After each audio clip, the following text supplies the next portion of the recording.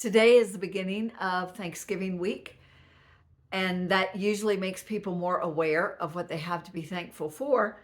Yesterday, I helped out in children's church, and the word was gratitude.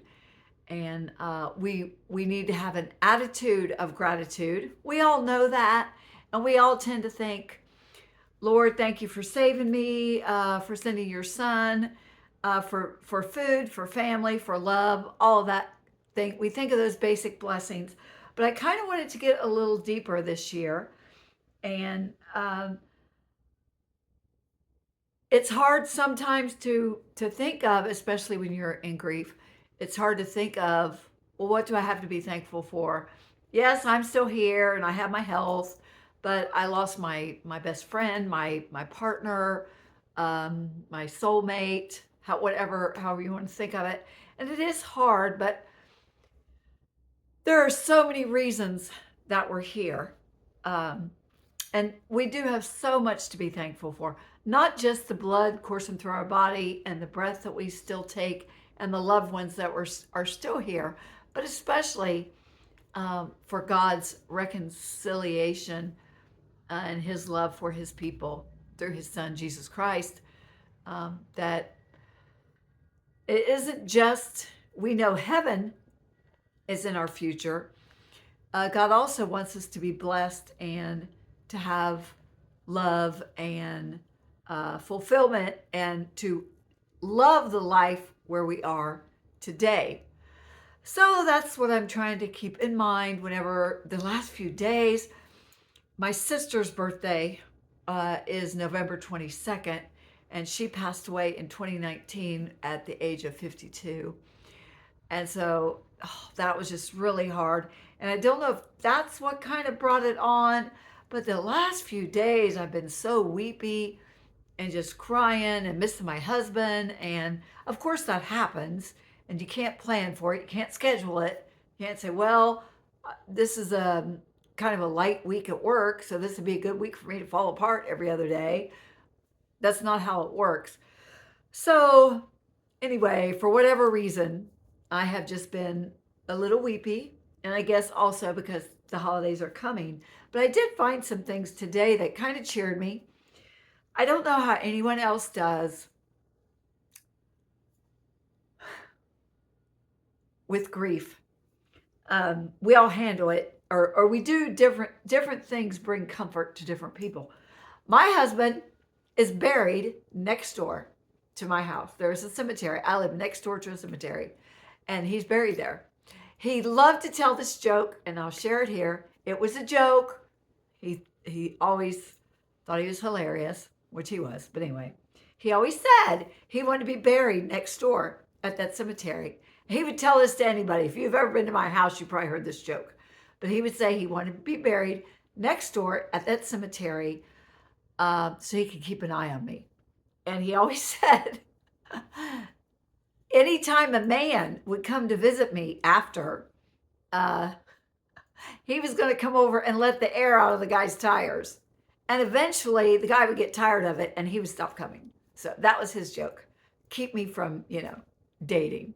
But yeah, he'd let the air out of the guy's tires. And he'd get tired of filling his tires up. Like, she's not worth it. That was a joke. I know he did not want me to be here alone and sad and grieving. But anyway, because he is next door to me, I I get to fuss over him, and that's how I feel. That's how I feel like. And today at the dollar store, all the time when I'm at a store and they have seasonal things, marked way down, I always buy for the next year for stuff that I can decorate his monument. So I did that. And then I also found these cute little things that I am going to decorate the monument, whatever. These are little tree skirts from the dollar store that I'm going to put around, the vases that they make. I'm going to put those around and staple them or whatever. And I found really pretty red ribbon. So I'm going to decorate those. And then these, fill them full of rocks. These little gift boxes, they're so pretty. Fill them full of gift boxes and put them on his monument. And then some red ribbon. So makes me feel better. Some people, and I know he's not there. I know that. I'm well aware he's not there. And a lot of people say they don't go to the cemeteries because their loved one is not there. And I agree there. I know that he's not there. But still, it gives me comfort. I am here. And it's kind of all about me. I know he's fine. He's having a time up in heaven, just pestering Paul and all of those guys, asking him all these questions and everything. So he's fine. He's having a time. But this makes me feel like I can fuss over him. And he loved that. He loved that. He loved, most men do. Men love to be fussed over, whatever. They love for you to bring you or bring them their food, bring them a plate, bring them a piece of pie, bring them a glass of iced tea when they're sitting watching TV. They like that, and that's fine. My husband, that was his love language, was service. He liked me to fuss over him, and he said and I didn't know this till we'd been married like 25 years, and we were talking about love languages. And I said, honey, what is your love language? And it was service. He said, I absolutely love it. It just makes me feel so good when you make me a plate and bring me the plate of food at a dinner, or mostly at home. We didn't do it at dinners, but at home, for you to make me a plate and bring it to me. I'm like, I would hate that. Don't ever do that for me. You're not going to get my plate right. You're going to have too much of this, not enough of that, nothing salted the way I like it. You didn't spread the butter on the bread or the biscuit to suit me, because I like it all the way to the edge. Do not fix me a plate. I will not like it. And I'll be back in there. I'll be fixing the mistakes you made. That's not my love language. But for him, it was. So whatever, it doesn't, he's not there. I realize that. But it just makes me feel good. And he loved to be made make a fuss over him, make him the center of attention. He loved that. And he liked to pretend that he hated it, but he loved it. Anybody that knows him knows that. He loved being the center of attention, loved being doted on. So this is a way that I can dote on him and I can fuss. I go over next door, and I put some stuff over there this morning. I went out early. It was just getting daylight because I had to leave early. But I went over and did a little bit of stuff over there. I found some really pretty lanterns, the solar lanterns at Menards, and I put them on there early this morning.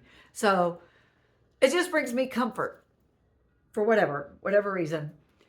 And I think that's what I need right now. I just in a mood, feeling kind of blue. So anyway, how do you, if you are, and not just grieving, but not just people in grief, but when you are kind of in a melancholy mood, whether it's the time of year, we all know when the sun does not shine as much like it does here in the Midwest, as it starts getting colder and it's dark by 5:30, it does affect your mood. We do know that. Scientifically proven. It's not been your imagination all these years. So when you get in a blue mood, what kind of helps bring you out of that? And what brings you joy and kind of lifts your mood, lifts your spirits this time of year, or any time of year really? And since it is the holidays, even if you have not lost someone super, super close to you, you have had loss in your life. And the holiday season seems to amplify that, whatever your loss is. So how do you find comfort?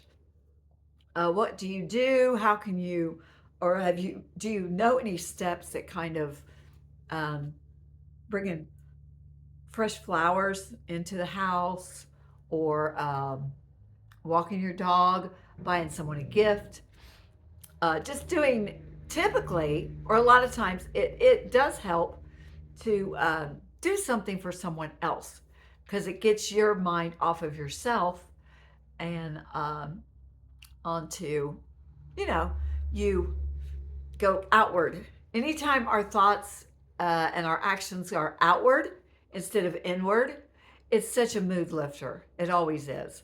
So, what do you do um, that lifts your spirits? You can share it here. We can help each other out. I know I really appreciate it. And I got a text from my aunt today.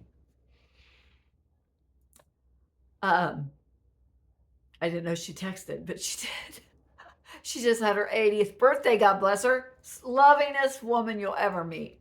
Anyway, she sent me a text today that said a friend of hers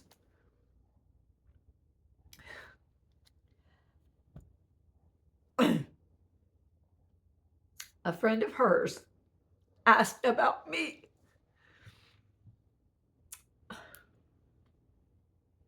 She asked about me and asked how I was doing. And we all have people in our lives. Sorry. We all have people in our lives. And sometimes we don't even know it. I know her friend, and we've met a few times, but I'm not real close to this lady.